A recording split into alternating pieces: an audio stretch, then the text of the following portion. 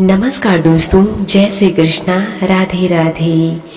दोस्तों, जन्माष्टमी के दिन भगवान श्री कृष्ण के जन्म का उत्सव पूरे हर्षो उल्लास से मनाया जाता है।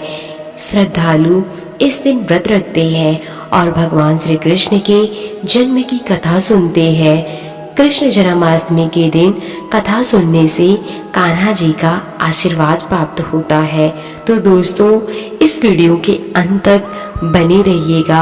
अगर आप हमारे चैनल पर नए हैं तो कृपया कर हमारा चैनल सब्सक्राइब कर लें।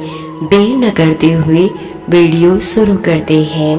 द्वापर युग में जब पृथ्वी पाप और अत्याचारों के भार से दबने लगी तो पृथ्वी गाय का रूप बनाकर सृष्टिकर्ता विधाता ब्रह्मा जी के पास गई। सभी देवता ब्रह्मा जी के पास गए और ब्रह्मा जी को पृथ्वी की दुखद कथा सुनाई।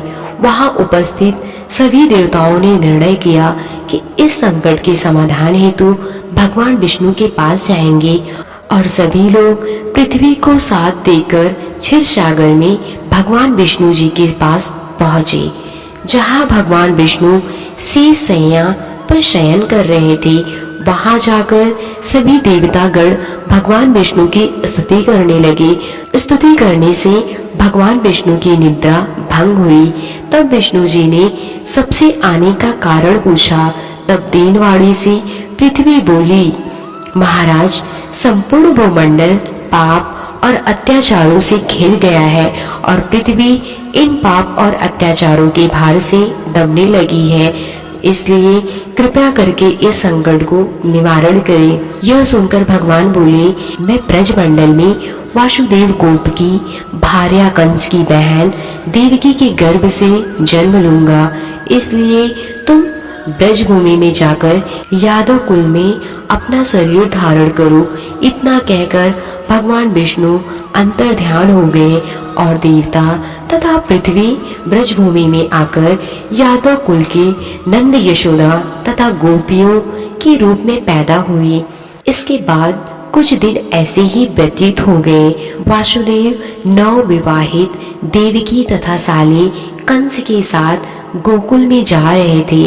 तभी अचानक भविष्यवाणी हुई कि हे कंस, जिसको तू अपनी बहन समझकर अपने साथ लेकर जा रहा है, उसी के गर्भ से 8वां पुत्र होगा जो तेरी मृत्यु का कारण बनेगा।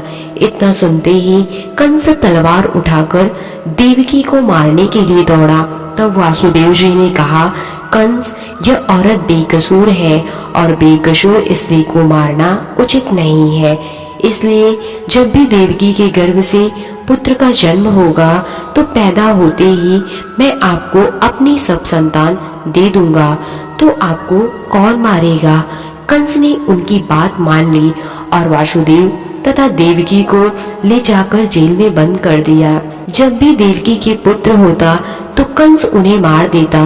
देवकी के 7 पुत्र मारे जाने के बाद 8वें गर्भ की बात कंस को मालूम हुई। इस बात का पता चलते ही कंस ने देवकी और वासुदेव की विशेष कारागार में पहरा बढ़वा दिया। भाद्रपद माह की कृष्ण पक्ष की अष्टमी को भयावानी रात के समय जब शंख गदा पदाधारी भगवान श्री कृष्ण का जन्म हुआ तो चारों ओर प्रकाश फैल गया। लीलाधारी भगवान की यह लीला देखकर वासुदेव और देवकी उनके सामने हाथ जोड़कर खड़े हो गए। भगवान श्री कृष्ण ने जब अपना बाल स्वरूप लिया तब देवकी और वासुदेव के हाथों की हथकड़ियां टूटकर खुल गई। दरवाजे अपने आप खुल गए और पहरेदार सोते हुए नजर आए। तब वासुदेव श्री कृष्ण जी को अपने साथ लेकर वहां से निकल गए।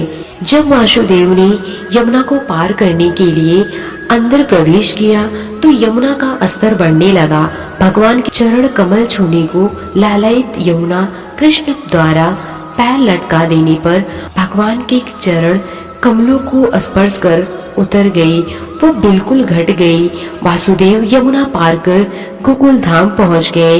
वहां जाकर खुले दरवाजे और सोई हुई यशोदा को देखकर भगवान कृष्ण को वहीं सुला दिया और सोई हुई कन्या को लेकर चले आए। जब वासुदेव वापस कारागार में पहुंचे तो अपने आप उनकी बेड़ियां लग गई और दरवाजे बंद हो गए। दरवाजे बंद होने के बाद वहां सोए हुए पहरेदार भी जग गए। हथकड़ियां लगने के बाद कन्या रोने लगी। तब जगे हुए पहरेदारों ने कन्या का रुदन सुनकर तुरंत कंस के पास खबर भेज दी कि देवकी का 8वां पुत्र जन्म ले चुका है। यह सुनकर कंस तुरंत दौड़ा हुआ आया। जब कंस ने कन्या को हाथ लेकर पत्थर पर पटकना चाहा तो कन्या हाथ से छूटकर आकाश में उड़ गई और साक्षात देवी के रूप में प्रकट होकर बोली, हे कंस, तुम्हें मारने वाला तो गोकुल में पहले ही पैदा हो चुका है। पापी कंस, अब वही तुम्हारा वध करेगा। यही भगवान बड़े होकर अकासुर और तारकासुर तथा कंस जैसे क्रूर राक्षसों का वध कर पृथ्वी तथा भक्त जनों की रक्षा की। तो दोस्तों, उम्मीद करती हूँ ये कथा आपको अच्छा लगा होगा। जय श्री कृष्णा, राधे राधे।